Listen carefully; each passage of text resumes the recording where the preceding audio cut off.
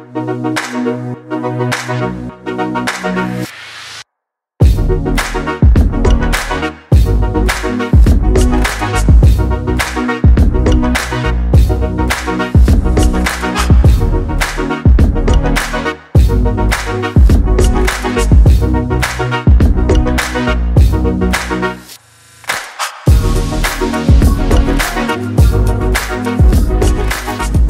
afternoon, ladies and gentlemen.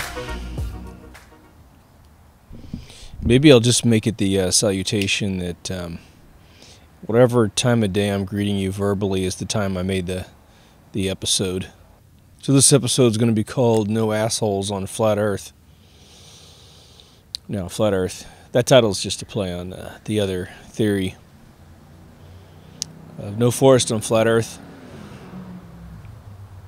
We don't really give a shit about Flat Earth in this episode. I'm going to propose to you that potentially, once perspective sets in, either we're all assholes, or there are no assholes. Now, every single person. I'd say over 20, you know an asshole. So what the hell am I talking about? When I took acting school way back in college, junior college, never got my degree. Took it from a guy named Dr. Gray, who was he was teaching out of De Anza College in Cupertino.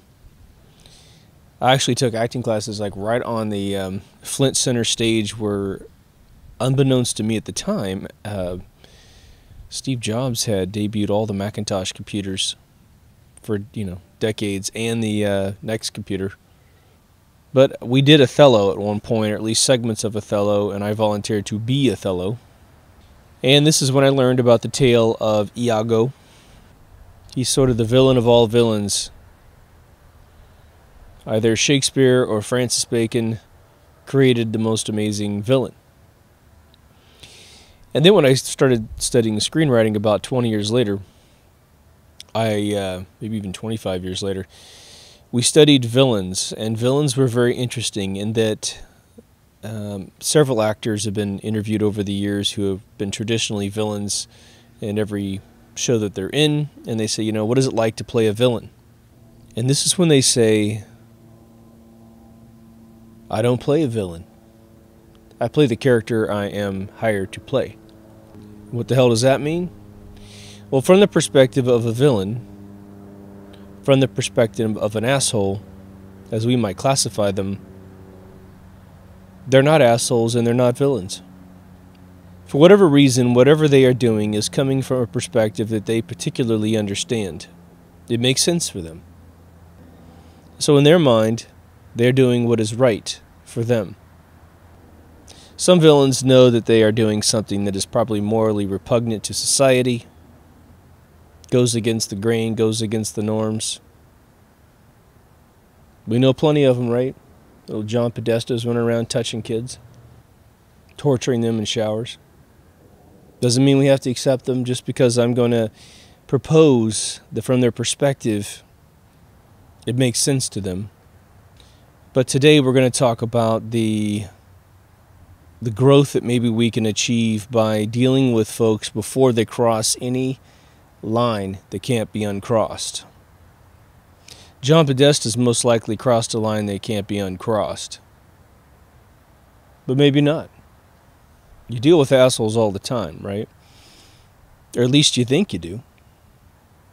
George Carlin had a wonderful line in one of his stand-up bits where he said, anyone that's driving in front of you too slow is an asshole. But anyone who drives faster than you, well, they're a maniac. Right? I thought that was great. It's sort of a general relativity of the asshole order. We put in, in the ground, we put a stake for our particular area of the world, what we're willing to put up with. And then you go to a different part of the world and they put up with it. And so you're sitting there thinking, which one of us is right, technically speaking? And what's even a bigger mindfuck is that people from that other part of the world worship God every single day, maybe even 5 times a day. But they've got a law that, or maybe a lack of a law that allows something to occur that in your world is grounds for execution. How does that work? Is it our job to change everyone to our standards, to change to their standards? Do we have a big giant war and shake it all out? See who wins, and then you can have your rules set when it's all over? So let's say this. Me debating with any of you about some of the, broad stroke things where Sharia law allows you to kill your wife and rape a little girl and color your wife, that's not something that's going to have much value to any of you, because I think most of the world agrees on where that little pendulum of justice ends up, right? What's valuable to all of us is to try and crawl in the mind of sort of the minor infractions of what we might call an asshole, right? Obviously, we have a different B word for the women. I think we can stick with the A word and get the same job done, and you can just apply it to whatever gender you like. At a minimum, there's the difference, the delta, right? As George Carlin said. He made a great point just simply saying, look, whatever relative speed you're going, if someone's going slower than you, they're an asshole. They're going faster than you, then they're a maniac. All based on your relative speed. That's really the kernel of all judgment when it comes to whether or not someone is acting appropriately or not, right? I know what some of you might be thinking. You're thinking, hey, just drive the fucking speed limit. No one has to go faster. No one has to go slower. Just be within, 5 miles an hour of whatever posted speed limit that's out there, especially if you're in pole position and there are no obstacles in front of you. Just keep going. Don't freak out over the bumps and hills and the turns, slowing down the rest of traffic. Perhaps, right? Traffic's an interesting one because we never really meet anyone in traffic, right? They're just trying to go to work too, or trying to go home, or trying to go to school, or whatever. I really doubt that in the days that I personally have to drive on the 405 here in Los Angeles, that there are, that many people on the highway just driving because it's fun. I really doubt that. I'm willing to bet that everyone's got a destination, and it's merely their age, their visual acuity, their hand-eye coordination, their training on the car, the performance of the car, their body size compared to the internals of the car and other cars. All those factors, times 10 more, is the reason why someone appears to either be in your way or flying by you. Okay? But now, does that extend back to normal reality? A relationship that you're in, a friendship that you're in, a business that you might be in. I'm going to say that at a minimum, let's just say there's two of you, and you think that you have met a jerk. For whatever reason, it's become difficult to communicate with someone, thus do any type of business with that person, be in a family with that person, be related to them. There's three factors that have to be considered at all times to pass judgment on the situation. To digress for 1 second, there's a lot of people that lose their shit when they get called a name. And it's usually because they lack any ability to think linearly over time. Meaning, when they play chess, they only think about the pieces on the board. They can't see turns ahead. Time is not linear. Time is now, and time is now forever. And so people, they get called a name, regardless of their behavior, right? Sometimes can just lose it. Like sticks and stones were never taught to them when they were little. They've always had a life that was wonderful. And so, they never had a bump. And so when they hit a bump or you call out a bump, they don't see it properly. They don't understand that you're itemizing a moment in time. During this moment, according to these three factors we're going to talk about, you may think someone acted like an asshole. Now, they could say they're sorry, and things could be unbelievably wonderful 2 seconds later, and you're having sex. Right? You're having makeup sex with them. It's the best sex in the world sometimes, right?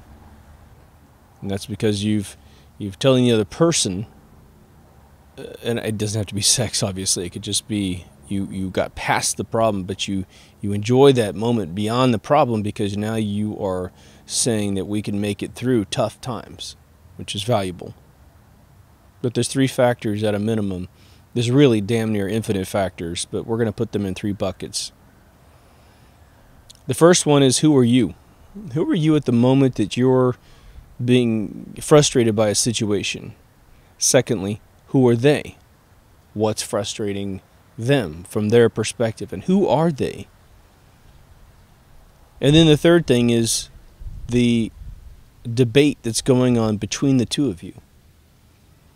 What sort of bubble of communication, some task, something that's hovering between the two of you, you both are seeing it from your general relativity, from your perspective. You see an A, they see a B. You see an apple, they see an orange.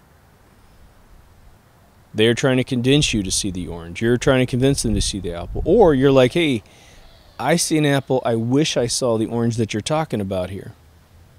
Now, some of you might say, well, you know, it's a lot more simple than that. Sometimes people just want to be assholes. And let's break that down. Someone wanting to be a jerk typically stems from them being hurt by you. They feel like they've been hurt by you. Now, we're going to do a lot of extensions off this, a lot of different things, right? So they want to return the favor. They want to hurt you back.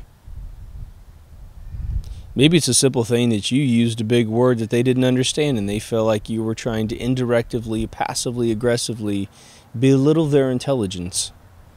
And so they're there to get back at you like a child. Sometimes it is a child, and then it becomes extremely easy to understand. They're a child. And you write them a blank check, and you try to help them get educated, and you give them hugs, and you demonstrate to them that regardless of how they behave, you're still there with them. You got to discipline, you got to educate. And then sometimes you'll see childish behavior out of an adult, and it's very confusing. When I was a kid in grade school, you know, there were the kids that cried all the time and the kids that never cried. I never cried. My dad, you know, sort of shook that out of me as a young kid. When you get hurt, bawling like a baby doesn't do much. It's better to kind of walk it off and wince because you can get somewhere. It's almost like you grow when you don't cry due to pain like that. Now, you know, I can have situations that make me cry, but it's usually a beautiful situation or, you know, some emotional, you know, pain or gap that I held in or something like that, right? I've had moments in my life where I've cried my ass off, and it was a 20-year cry. It was something that happened 20 years ago, a romantic situation. Finally bumped into the person after 20 years. She's married. I'm hooked up on my end, but we never got to say goodbye properly, and so we had our little moments where she did it, and then I did it, and man, we felt amazing. It was awesome. It was all reset. It was cool. Thank you, Skype. We kept both partners on both sides fully informed. Now, a lot of you have gone on quote-unquote adventures with other people. It could be that when you were young, you know, you had more time because you're not taking care of all the bills. And just hanging out in the summertime, you know, for days and weeks and months after month, and you do your fireworks. You set something on fire, you're not supposed to set on fire. You blow your hand up a little bit. You break an arm. You sneak. You steal. You do all these weird things that kind of is the very sort of apex of behavior in many different genres. And at the end of doing that for 5 or 6 years as a kid, and you start growing into your teenage years, you look at your buddies, and you're like, I know what that cat's made out of. You know, when he broke his arm, God, it was horrible, and he didn't cry. Or he cried just a little bit. He sucked it up. We got him to the hospital, and he didn't complain. He healed up, right? Or, hey, we're trying to walk across this irrigation pipe that's stretched across the Mississippi River, and he was fearless, or he was scared. He had fear of heights. We figured that out about him, right? Sometimes we have the privilege of building people, or building our life out of people that we've always been with, which is why I really have always noticed and envied at times moving to a particular area, and then you meet the guy or the girl who is doing really good in a local business, whether it be they work for someone else or work for themselves, but it's all built out of a network of people that they grew up with, right? So they were able to just continually invite their friends to businesses and what have you. It's a great thing. But it's because they know everyone, right? Definitely takes you down a couple notches in the old difficulty rating of life, I'll tell you that much. But what happens when you meet someone new, and it's imperative that you work together, and you're trying to figure this thing out? The overall goal is more important than any relationship you're going to have with this individual. But you're finding that there's some sort of philosophical difference between how you form thoughts or what the priority is. Could be that the individual is damaged goods. They've got a lot of issues going on their end of which you are unaware of, right? When you sit in traffic in Los Angeles and you think, and you watch people drive slow or drive fast, it's a melting pot of all melting pots, Los Angeles, let me tell you. We have every single race on earth, every gender, every size and shape, everything. And so if you see some people, you might just see the back of their car. It's a very interesting experience. I will obsess on traffic just a little bit because I think it's a beautiful cross-section of society at any one point in time. You can learn a lot from it, right? But at first you see the back of a car, you have no idea, maybe they're going super slow. And what's weird is they'll be going slow in the slow lane, what they're supposed to be doing, and you can still be upset because you're trying to get to your exit. But you pull around them and you look down inside the car and you see a migrant. Maybe just south of the border for us, some Mexican migrant. And, they're hanging onto the steering wheel for dear life, and you can see that their eyes are huge and they're terrified. They're doing their very best to exist. And it all comes off. Your judgment kind of melts away. You're like, oh my gosh, this person is just trying to operate a vehicle in one of the most tenacious, vicious traffic locations on planet Earth. Now, I've seen Eurasian traffic, and trust me, I understand, they don't have any traffic lights. They drive the wrong way down the highway, and there's no law against it. They don't look both ways before they walk out in front of traffic and get hit by cars. It's quite unbelievable. But us understanding each other becomes increasingly difficult the more that we get into higher populated areas, because the very chaos that inspires us to be one way or the other is so random and so chaotic that it's very problematic to try and get on the same wavelength, right? When you grow up in a small town, there's all kinds of sort of morals and mores and standards of living that we all just sort of kind of agree on. Whether or not we come to the agreements on how to behave through some religious paradigm or just pure logic, common law, what have you, we get there a lot easier. But then again, there's very few players in a 10,000 population township. Los Angeles, it's a big town, let me tell you. Los Angeles has, a transient, subterfuge, right? A bunch of folks come here very quickly, take what they can, and go home. Sometimes Los Angeles takes more. But here's the thing. Why do this episode, right? I mean, am I just beating around the bush of what we all know? Probably a little bit. But here's the thing. It's important to be reminded of some of this basic stuff sometimes, because we get all caught up and we get surprised. And who the hell wants to be surprised, right? Like I said in the episode, does God get angry? The answer is unequivocally no, because God is omnipotent and knows all. If God exists, He is infinite. There's no chance in hell that you're going to be surprised. or lack the knowledge to negotiate and be happy with another human being. Or, sorry, being, right? So what do? We're not infinite. We're not omnipotent. We don't know every single thing that's out there. Well, let me give you some feedback, and some of you have had this sort of lifestyle. Some of you grew up and you went to 3 schools, a grade school, a middle school, and high school before you went off to college, if you did. Some of you were moved around for whatever reason, and you went to several schools. I went to 4 additional schools, so I went to 7 schools before I graduated high school. And as much as that sounds sort of nuts, in the end, we probably wouldn't be talking today if I didn't have that experience, because it really hardened me up and educated me on how the world works in terms of sort of its base mechanics. When you're the new kid, you have a routine that starts to occur. Now, when you move around as a young kid, the young kids just accept you right away. It's like, oh, we got a new kid, that's cool, no big deal. When you get older, you start dealing with sort of the mutts of the world, the nerds, the folks that can't find any friends. They gravitate to you. And you have to decide whether or not they're good folks or not. And in my case, I was extremely fortunate. The kids that walked up to me most of the time, who were also just starting out in the school, they had just moved there. We had great times. It was more the native kids that were the assholes half the time, right? And some of you have had lives way more intense than me, so this is not a pissing contest, trust me.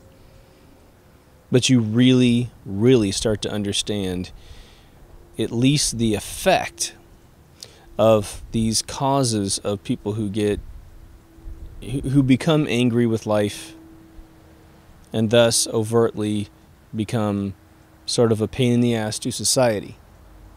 Now, some folks find ways to stay inside their homes and be sort of hermits and be kind of angry old men. And some folks really want to get out there and mix it up. Some folks are hybrids. They really want to be happy. They really want to be accepted by society, but for whatever reason, they're unable and incompatible with human communication methods, and they go out there and they become obnoxious. All right.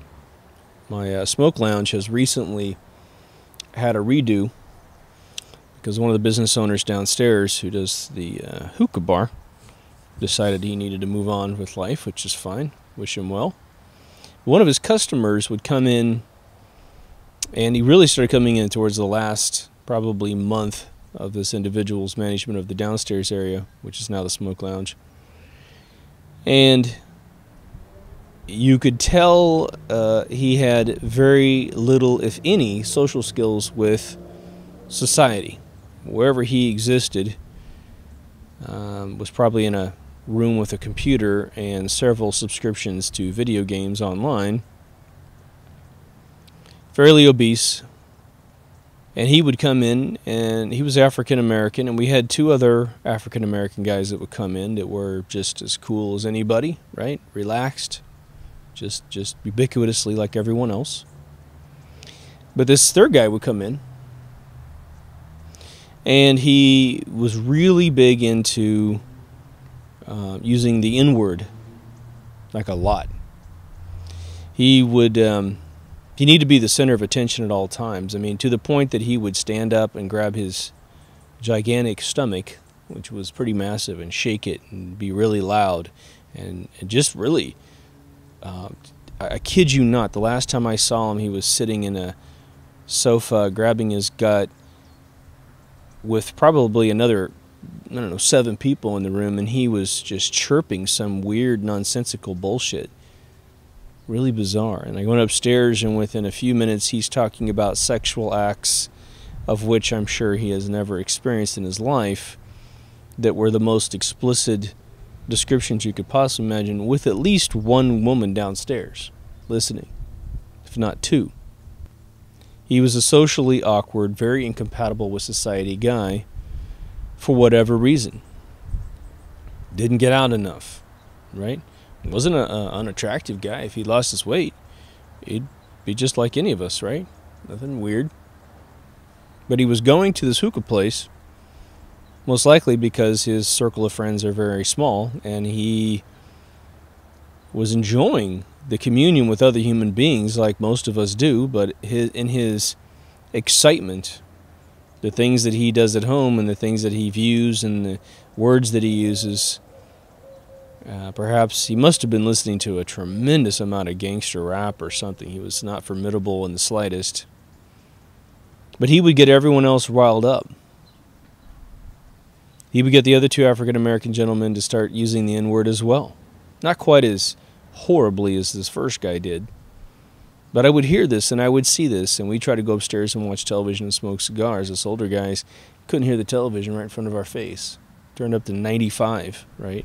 Because this guy was so obnoxious downstairs and trying to be the center of attention. Now, obviously, right at the very beginning, it's pretty easy to say, my God, you know, we got to get this guy uninvited. He falls right into a category of description that I don't think any of us want to be in, right? But I have, you know, been friends. I was always friends with all the different groups in school, the jocks, the nerds, and the outcasts, right?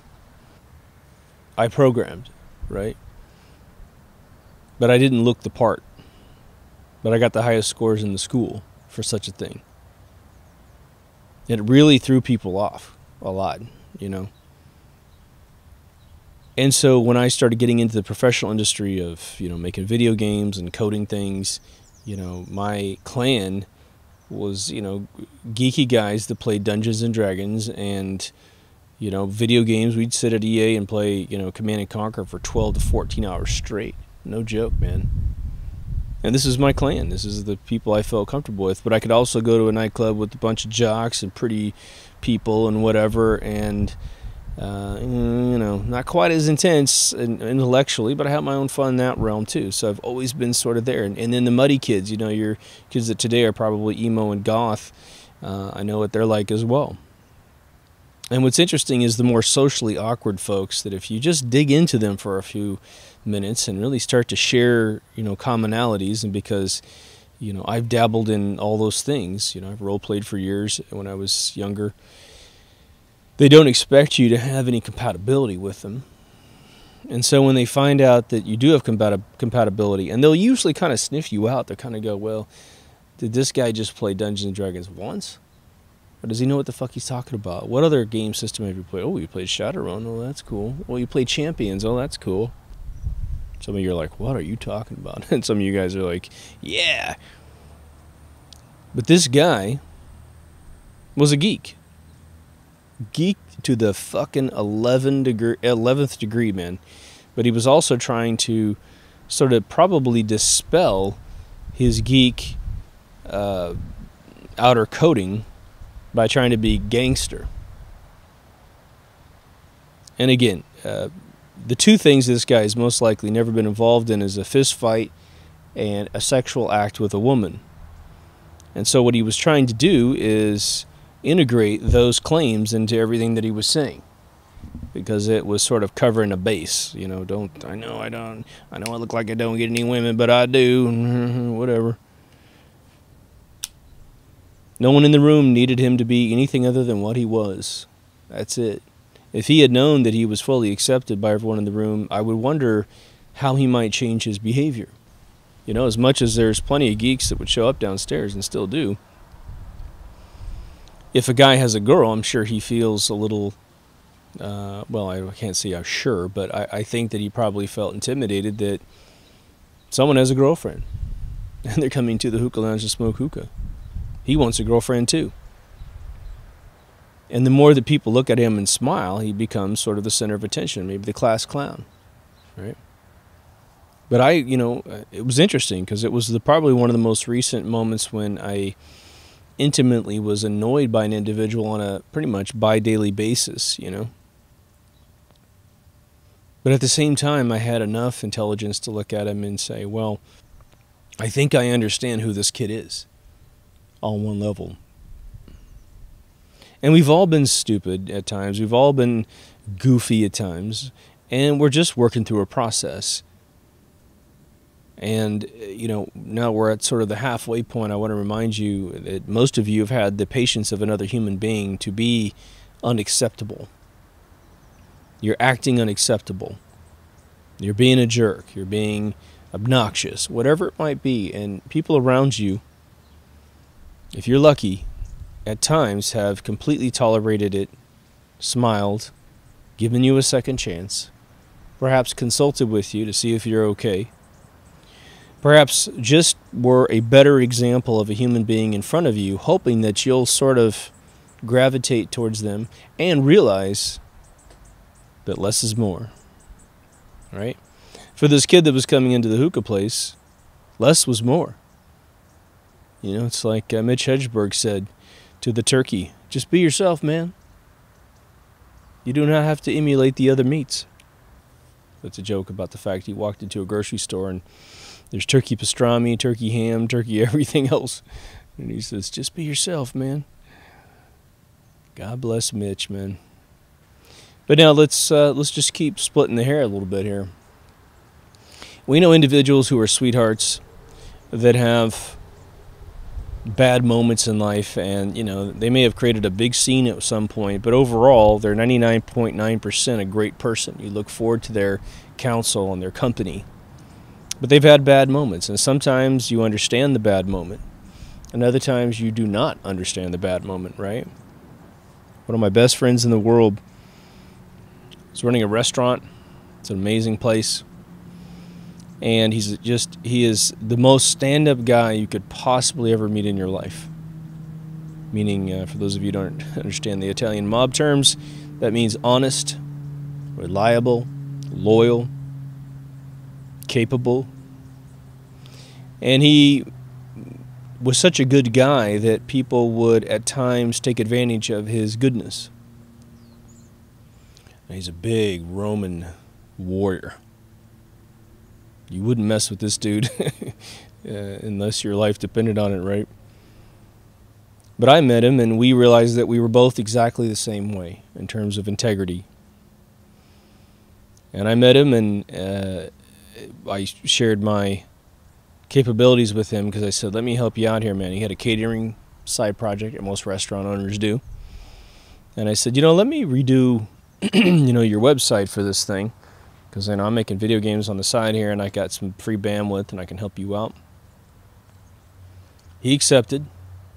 Within a few days, I had the site done. Actually, I had the site done before I even asked him permission.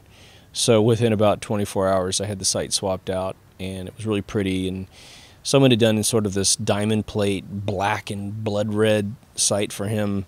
It was like cool when, everything was sort of mid-2000s, early 2000s, but, I softened everything up and made it good for a bride. And he got more catering jobs in that first month than he'd ever had in his career. And he loved it. It's before Google fucked up the search algorithm. So we continued, and we started focusing our efforts on the restaurant itself. I drove around, this is what I love about my life, is that I can, be working in some really intense industry like making video games, and this is just prior to me starting my own company. But I could work on video games, for 8 hours a day, and then help this guy 3 hours a day driving around pizzas, delivering them to corporate headquarters to make sure they were aware that his restaurant existed. He had a full Italian restaurant, but we were just using little pizzas as an example to get people to know that he was there, which worked great. But there was a point where we needed to create a coupon sheet that stuck on top of the box that someone could keep. We're going to give them the pizza for free. And it sort of just was a lost leader that was kind of a marketing situation. And he and I really jive. To this day, we jive. We can just get each other. We're brothers, And one of his employees, who was the most senior, most well-paid employee, who was starting to kind of fade out of the circulation of the restaurant, wasn't showing up very often, wanted to be in charge but didn't want to put in a full day's work, came in and noticed that we had made a coupon for something that was actually already included with an entree. And so this person just wanted to kind of do a Monday morning quarterbacking. Came in, grabbed the coupon, pushed it in his face, and said, you know what, you're so stupid. this comes with the meal. This is your restaurant. How did you not know that? And he lost it for about 5 minutes. Because in his eyes, he shouldn't have had to have stopped his day to make this coupon. That person who was shoving it in his face, trying to be right, should have been the one to lead me artistically to create the coupon based on what the feedback is, right? Because he's busting his ass every single morning, shopping for all the ingredients, prepping the kitchen, doing most of the cooking, you know. And I saw my buddy, you know, get more angry than any human being I've ever seen in my life, probably, because he is extremely formidable when he's angry, which is what I like about him, actually. It was freaky, you know, and I have a military father who was, when I was younger, he was very good at chewing you out if you deserved it, right? And so I'm looking at my buddy, and I'm thinking about my dad at the same time, thinking, oh yeah, I remember this energy. You know, there's something really kind of cool about it, that people are willing to stand up for justice, because everything my buddy was yelling about was legit. And he's sort of yelling right at me. I mean, he's vibrating. His fucking whole body is vibrating. This is a guy that could pull you in half like a fucking telephone book. And I'm sitting there sympathizing with his anger. As much as it sort of freaked me out, because it's been decades since I'd ever seen anyone do that. I wasn't sure, was he mad at me or not, but I started listening to the words and stuff, and he's really sort of in the middle of yelling and screaming at me. Not at me, but just towards me. In a backhanded way, he's sort of thanking me at the same time to say, look, we busted our ass to get this thing going. We printed all these receipts, or sorry, these coupons, so we were committed to this special. It was just one little stupid item. The rest of the coupon was perfectly fine. So we were 90% valuable in this coupon, right? But someone could have walked in the room, and if you had heard him yelling without the context of the situation, I don't know what they would have thought. A maniac is loose in his own restaurant, right? But he was fully justified. I never saw him do that ever again. Ever, ever, ever. Not even close. He needed to kind of exude that out of his system. And what's interesting is, over the next several months, several years, he came back to me, and I've mentioned him once before. He came back to me a couple years later, and he said, you know what, when you came in and first met me, he goes, I was a really unhappy dude, because I was fighting all of these employees. One of his employees, who was long gone by the time I got there, had embezzled $40,000 out of the cash register, which eventually was the reason why his doors were closed by the tax people, the sales tax folks, right? State Board of Equalization. And we had paid them down to $11,000 in 1 year. We were well on our way to getting that paid off within just a couple months, but they took that opportunity to jump in and chain the doors. But he came to me after all that was over, and he said, you know what? He says, every time I got really angry, you got really calm. And it just infected me. And he goes, I no longer get that angry anymore. It's because of you and I being buddies. And the example I gave several episodes back was, there was a point where I lost my shit because a guy fucked me. And, you know, I wanted to legally just drag this guy through the mud. And he said to me, you don't want that, because you'll become the monster that I used to be, and trust me, you don't want to be that person. He says, evil begets evil, darkness begets darkness, just move on. And that's exactly what I did. But it took my buddy, who I had seen, you know, go to hell and back, to know that he was the authority on this situation. He was someone I needed to respect, and I did, and I was the better for it. You know, I went off and created a fairly successful, you know, video game company. So I'm calling this episode No Assholes on Flat Earth, right? We know there's assholes. But what's really strange is the story of Iago, and I'm willing to bet you could get online and read quite a bit about this whole phenomenon, that people who are evil believe they are doing, from their perspective, what must be done. Some people never grow up. Growing up is only something you do if you have to do it, right? Some people fight growing up, and it's infuriating when you do. There are tons of politicians that need to grow up, right? There's tons of very wealthy people in the world who participate in crafting this planet and its policies that need to grow up, it would seem. But the thing is let's pick out two dudes. Henry Kissinger and George Soros. I hate to politicize this episode, but these are two individuals who have been at the absolute epicenter of some of the worst moments in human history. And unlike some people who are villainized in history, these guys are still alive.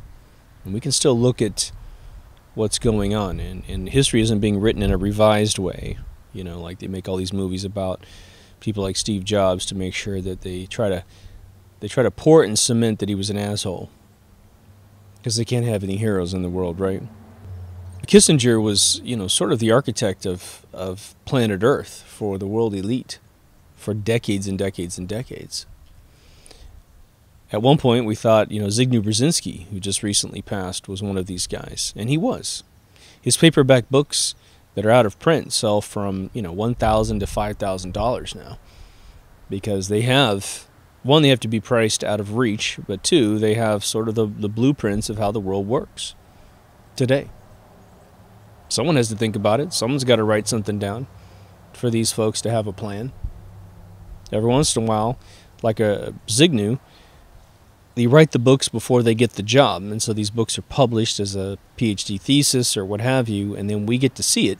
Then they go inside and they get covered up, and they no longer exist. You know, they exist, but we don't get to know what they're talking about until they go and give a speech in front of We Are Change. George Soros is a man that is betting that the entire world economy is going to crash by the end of the year. His public net wealth is $10 billion, but we know he has $46 billion in liquid assets. Right? I just talked to a buddy who knows this for a fact, who's in that world. From our perspective, these gentlemen have essentially played Stratego with real human lives. From some perspective, like Iago and Othello, that it needed to be done. That's what they believe. Let's say you wanted to change George Soros' mind. Now, no one can get a hold of this guy. But let's say you wanted to change his mind. You would have to first figure out why he's thinking the way he's thinking. And there is probably some sentence he can say to you that would make you completely understand why he does what he does. And you would be probably, I'm just going to assume here, you would be in a dilemma for at least a split second, if not several minutes or days, where you might say, oh my gosh, the way he said that, it made complete sense to me. Should I join him or should I fight him? For those of us who believe in false flags, which are commonly, you know, massacres or big events like 9/11, where people do get hurt, people do die, trust me. But there are people that are orchestrating this behind the scenes, and for some reason they have either blinders on, they're compartmentalized, but at some point someone knows everything that's going on and they're willing to go along with it. Someone asked me the other day, why would NASA fake the missions to the moon? And, well, the most fundamental reason, it was technically impossible, but the more imperative that kept the hoax going was to essentially make sure that communism didn't take over the world by, a democratically elected government failing, right? It was an assumption. It wasn't a fact that if we didn't go to the moon that somehow America would crumble under the Kremlin's pressure, right? In the meantime, we're developing ICBMs, which turned into Tomahawks, which turned into every bit of missile technology that we have, Star Wars, etc. All developed by NASA using the moon as sort of a cover story, right? But the false flags have to be fueled by someone creating a perspective for people that they can actually agree to it. For those of you who are UFO buffs, alien ET buffs, and you think that the government has actually captured ships and captured living, surviving members from these ships, perhaps they are still alive to this day, even though they might have been captured in 1947, you wonder, how is it that if you intimately believe this is true, that everyone who's ever touched this stuff barely ever says a word besides Bob Lazar? Bob Lazar, who says that, well, personally, Bob has never said he ever met an alien. John Lear says that Bob told him that he saw something through a security glass window inside of a door that looked like a gray alien, but he said it didn't move. And there was a government official in a lab coat standing next to it, and he said, you know, it looked like a toy. Someone was trying to convince me it was a living being. You know, I see these videos online with people who are crumbling under the pressure of society at this very moment, right? Homelessness is at least getting a significant spike in America right now because of the way the Obama administration left this country, right? Remember when that guy got into office in 2009, you know, the report came out that said that a year later that the people on welfare was going to spike 50%. Or no, 48% of the country was going to be on some sort of welfare program. And they mean food stamps, they mean Medicare, they mean people who simply can't pay the bill and have to use a government program to get the bill paid. And they were right.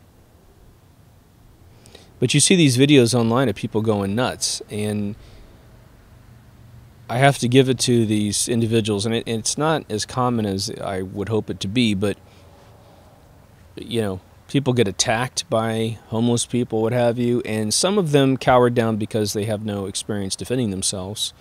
But there are people that are plenty capable of subduing the person coming at them. And they are the bigger man or the bigger woman, usually it's a dude, and they give the person room. You know, I can't remember if I mentioned this, but there's the Filipino police station where a guy came in fairly scrawny. He had a big kitchen knife in his hand, and he is, you know, waving it at the police officer, who's a big dude. And the police officer could have easily, probably legally, pulled a gun and shot the guy, injured him or killed him. Could have written his report, submitted the security footage, and said, look, you had a knife at me, man. But he was a bigger man. And he wasn't that old either, the guy who was so mature. But he took inventory of the fact that he was big enough to probably survive some attempt. But, you know, knives are very dangerous, man. They don't have any ammunition, and a moron can operate them, right? So they're the most deadly weapon in the world. And he just talked the guy down, and the guy dropped the knife, and he gave him a big, gigantic hug. And I posted this on the Facebook group, the Locked Facebook group. I found it extremely touching that we haven't lost our humanity. That someone had the patience to let a guy be an asshole for a second, for whatever reason. And instead of going into a reactionary mode, when his life is being threatened, kind of technically, right? He decided to side with humanity, and that he changed this guy's life. They took him out to dinner. They didn't charge him with anything. Someone had stole the guy's guitar, and he was, I guess, a member of a band. That's how he made his money. And so he was basically down and out. He had no means of making money because someone stole his guitar. And I believe the backstory was that the cop gave him his guitar so he could get back on his feet, you know? Everyone does everything from their perspective. Not a newsflash, but it's something that I think even I forget often when I judge others. Without even saying a word, I judge them in my mind. You know, you're driving LA traffic, believe me, you're talking every once in a while. In Huntington Beach here in Southern California, especially the whole Orange County area, we have a lot of hot rods. You'll hear them go by all the time in the recording. We have dudes who are stunt motorcycle riders, you know, Harley riders, big old loud pipes, squawking racing pipes, gigantic. I mean, the most amazing cars. You pick a car, you pick a year. Someone around here in a 30-mile radius owns that car, and it's cherry. Some of these old guys have put in, you know, $250,000 to $300,000 into a '57 Chevy. But every once in a while, the kid of the grandchild or the son or even the daughter sometimes get in these vehicles. A lot of times they're hot rods, you know, they're like exotic cars too. But they'll race through residential streets, driving like a maniac. And of course, we don't like to see that because they're risking everyone's lives, and we do have some horrific accidents every once in a while. But those kids sometimes have no home training. They get in these vehicles. They love these vehicles. They love the moment. They're living in this euphoric, complete adrenaline dump, dopamine dump of euphoria. And the faster they go, there's something about moving quickly that stimulates the body. It could be just the concussion of G-force makes the dopamine drop into the system, makes the adrenaline drop in the system. The more we consciously are aware of the fact that we might die, we get adrenaline to deal with that. And so I see it every once in a while. It doesn't happen that often, but I look at it and I go, oh my God, this is like a young person having a moment that maybe they only have it a couple times in their whole lifetime. You know, in the Midwest, my friends and my cousins, we get in cars and go, stomp the accelerator and see how fast we could go. I've been in a Corvette in 1986 going about 135 miles an hour down a highway that is not flat. And I lived to tell the tale. But another high school classmate of mine did the same thing in an older car, some old Camaro I think it was, and the suspension wasn't as tight as an 86 Corvette. It was brand new. And he hit the same bumps that we hit, and he flipped the car the front forward and landed on the top and killed himself. Same addiction, same situation, same lack of judgment, but his car wasn't as new as the car that I was in, so he's dead and I'm alive. Both of us, we weren't angry, but I'm sure from the perspective of those watching us drive past them at incredible speeds, we were definitely assholes. But inside the car, we're having this euphoric moment of, probably having, I don't know if I've ever traveled faster than that in my entire lifetime besides being in planes and jets, right? So I'm celebrating the story years later, let's just say. I don't, but whatever. And someone else might be telling the story at the exact same time about the asshole that drove by at 135 miles an hour. People swerving out of the way could end up killing themselves driving into a ditch, But from my perspective, it was okay. I mean, I wasn't actually driving at the time. I was trying to get the guy to slow down. But, in the end, when you survive, you don't remember panicking, right? Now, am I suggesting that everyone that we perceive as assholes should be understood? No. There are folks that are misled. And there's very little that we can do about them being misled. I mean, we can try. Hopefully the human algorithm of passing information without discussing it, which is something that they've proved in laboratories, that if I'm in the room with you, whatever I know goes into you, whatever you know goes into me. Not specific, but more in an obtuse sort of frequency. Like my buddy who owned the restaurant coming to me years later and saying, you calmed me down because every time I was with you and shit wasn't going your way either, you were at least calm about telling me about it. And I looked at my own problems and I thought, geez, I'm doing much better than this guy, and I'm pissing and moaning. I'm really talking about the people that are most like you. Perhaps the indigenous population of wherever you're from, right? Shouldn't be a big difference between you guys. But let me introduce one other factor before we close out the show, which would be the art of empathy. Sometimes people have had their life go very, very, successfully for decades and decades, perhaps the majority of their life. And perhaps they're in their 50s or older. But something's going on behind the scenes in their own personal life that you are unaware of, and they don't want to tell you about it because that's a flaw. Perhaps you're in a business relationship where they need to be the leader and it's not something that you're supposed to share. The leader is never to be perceived as weak. And the more that they become overwhelmed by the situation that they're in, and the more it taxes them and takes away their process to engage the basic business that you have with them, which has no problems, they're short, they blow a fuse, and it's sort of this situation where they really need to just talk to somebody, but they don't have anyone because they won't allow that in. Because they're so driven, they don't develop any friendships that aren't business friendships, and so they're just absolutely locked into a cage. They don't drink, and so they can't go anywhere to just talk to someone at a bar. I'm not saying you should start drinking, but you know what I'm talking about. No social interaction with folks that are strangers. And the thing is if you experience the wrath of them, which you might believe is pointed at you, and you don't take a second to try and crawl into their mind and postulate what they could be dealing with, you might take it all personal.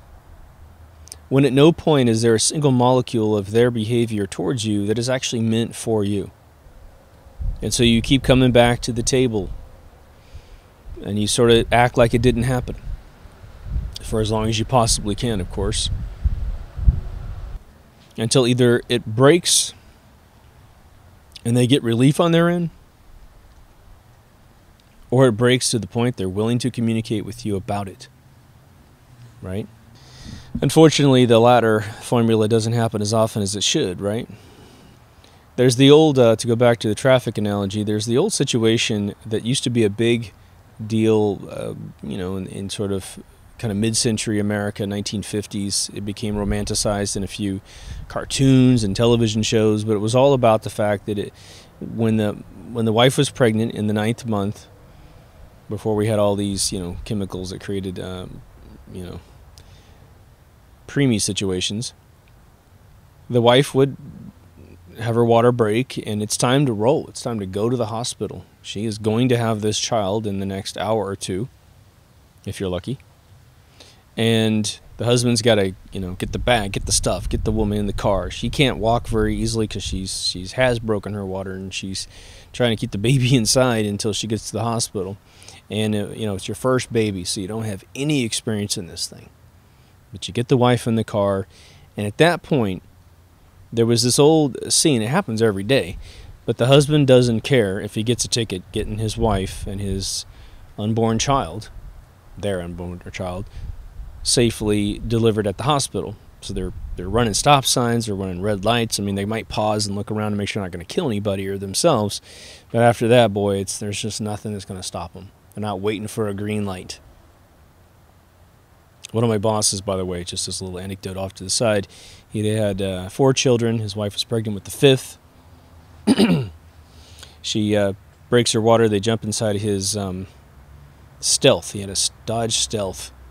He's driving her to the hospital very quickly, and she delivers the child in the passenger seat of the car. She had sweats on, so she just kind of pulled her sweats down, and the baby came out and was perfectly fine. They just cut the umbilical cord in the car and got her, you know, all taken care of and stuff, so the baby was fine. It was just funny. But if you're witnessing this car coming down the street, running red lights, running stop signs, maybe it nearly hits you, maybe it does scrape your car or whatever, if you don't know what's going on in that car, this person is, for all intents and purposes, a bank robber. You know what I mean? You have no idea.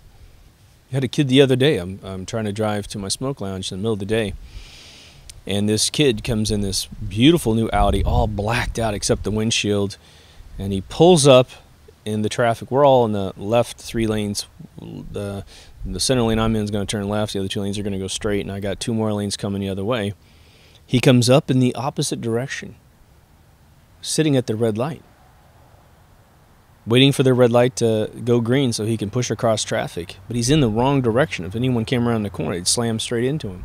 If the other light went green, because we have a bunch of delayed lights here that, you know, rotate how the left turn works, he would have been sitting in the wrong traffic. And part of me thought he might be stealing the car. I have no idea what was going on with this guy. So light turns green, he tries to push in. Dangerous, but strange. I've never seen anything like that in my life, you know. Car had no license plate, by the way. Brand new Audi. This Audi must have been a $70,000 car. This show has done one thing successfully, at least in the feedback that I have received from folks personally, either be it my friends here who watch the show or mainly folks online, and it's this philosophy of whether or not we can rebuild society from the bottom up. And I have friends that are in very, very high places in the world, in financial situations, and where they manage a lot of money, or they just know all of the elite sort of controllers of Los Angeles, and they will take the message in and have these really interesting conversations. And a friend of mine recently bumped into a gentleman at a smoke lounge, to be honest, and it was up in Los Angeles. And this guy was he's talking to was a big talent scout for all things in Los Angeles, from musicians to actors to all kinds of stuff. And he was getting a very interesting sort of sort of the MK Ultra shit that goes on at that level for real. And my buddy who was talking to him said, I got a friend of mine who's doing this show, and his philosophy is to try to rebuild the world from the bottom up by kind of reviewing the minutia, which is the kind of underlining physics of humanity. That's what we're trying to do here, hopefully. And he said, what do you think? Do you think that's possible? And this guy was, because he's so deep in the horrible nature of how Hollywood and the music industry works, he says, from my perspective, I am surrounded by evil 24/7. And he goes, I'm not sure that you could ever get society to wake up and care about stuff, right? It was very interesting feedback from a person who is obviously knee-deep in some pretty dark stuff, right? Guy doesn't like his job, but he likes his paycheck, so he's not sure what to do. I did meet this individual myself. But he sort of, said, I'm going to join them. I've been in their camp forever anyway. I like my big house on the hill. They were meeting at a fairly wealthy location to begin with. So in this episode, my homework for you guys, let's just put it that way, the thought process I want you to chew up and think about, maybe even before replying. But if you have something that's jumping out of you, put it in the comments for sure, because we want to track that moment. Being an asshole is perhaps simply being informed about something that no one else is informed about, being misinformed about something that everyone else is informed about. For those of us who don't live in some dark ancestral loop of Hollywood or whatever, we need to count our blessings, to thank our lucky stars, as all the cliches go, and try to extend, like the Filipino cop, some understanding. And again, I'm not trying to say that that's easy or that's even a common circumstance. I don't think it is. When things happen unexpectedly, it's very hard to reach into the faculties of your entire history of quote-unquote understanding and be the bigger man, right? Meaning mankind. And this is probably just like part one on this whole concept.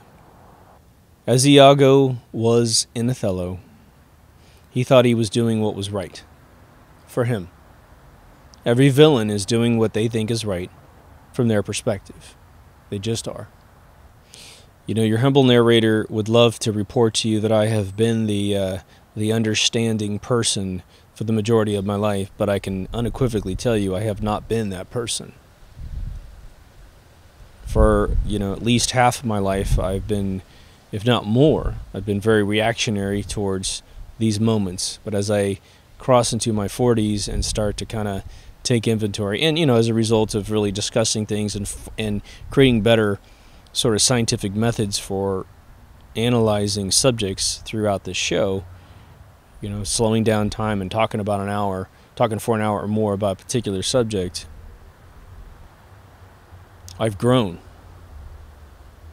I will most likely be doing the homework I just gave you guys for the rest of my life, even if I live to be 120.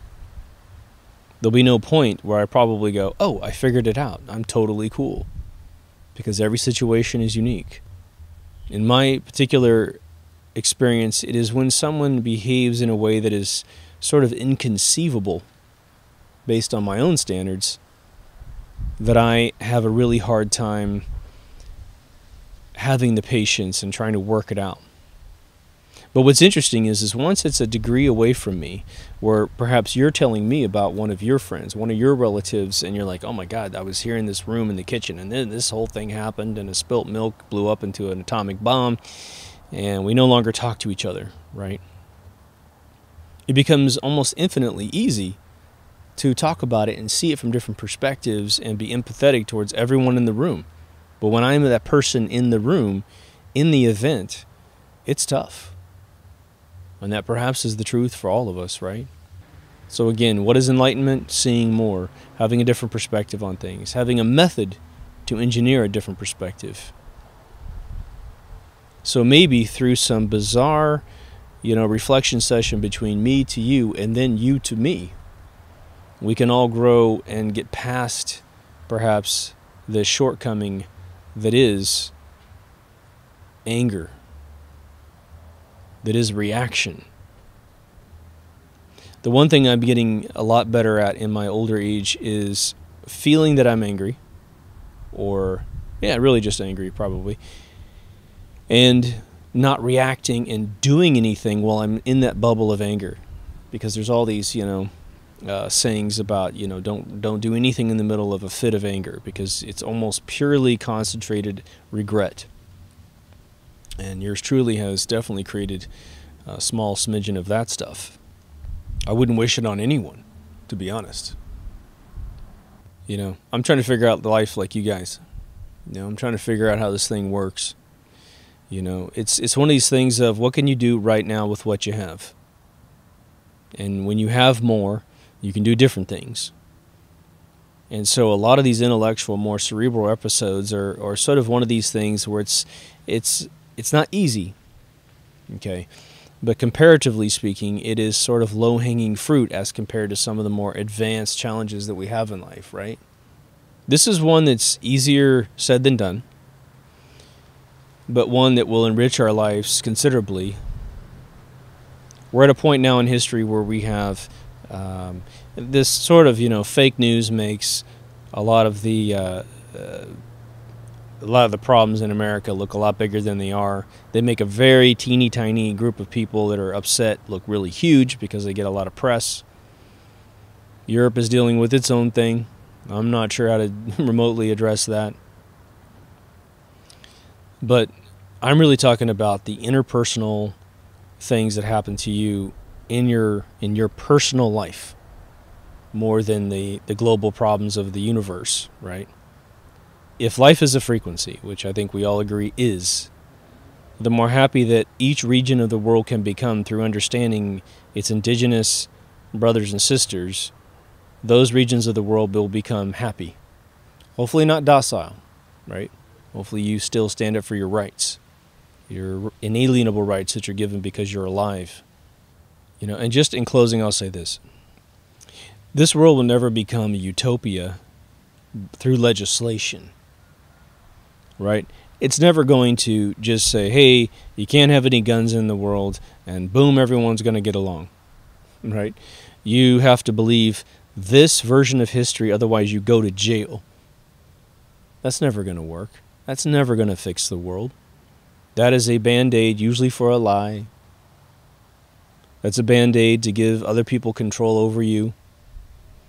The only way that I think any society has probably ever reached any euphoric utopia, which I'm not convinced I've ever read any history that is like that.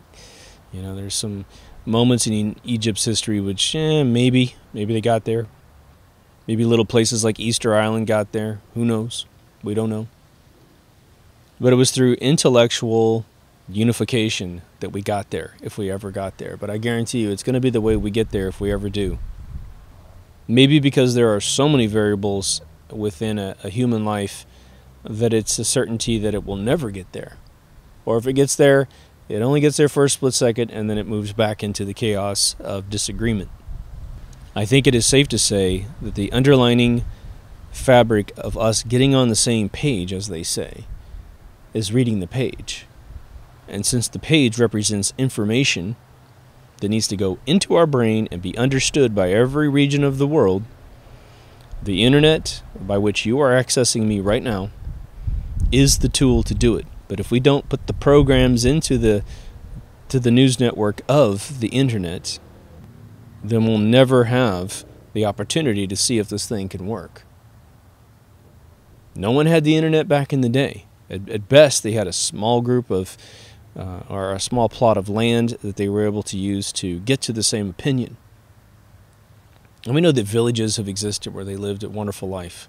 I think there's some tribes in, that have been undiscovered in South America that seem to be without weapons, without war. So in a little microcosm, we can see it work, but obviously it becomes infinitely or exponentially more difficult the more there are different cultures and different necessities. If you go listen to my episode on politics, I do a simulation of a group of people finding an island and inhabiting the island, and then we talk about the different needs of the coastal region people versus the people that are doing agricultural stuff inside, and then the leadership that is arbitrarily picked to take care of everyone, and the fact that they get kind of raised up in the eyes of the people. So anyway, hope you feel me. DeepThoughtsRadio.com for all the feeds. I'm going to make this bumper really short. There's video if you are on audio, and there's audio if you're on video. Just go to DeepThoughtsRadio.com. All the feeds are up there. That's all I'm going to say today. So hope you're having a great day. Hope you have a little more patience after listening to this, at least for a little while. Perhaps come back to it if it touched you and get a little bit more. But please understand, you're as much of an educator of me as I perhaps am of you at any one moment. This is a mutual thing. Take care of yourself and someone else, and I will talk to you in the next Deep Thoughts. Over now.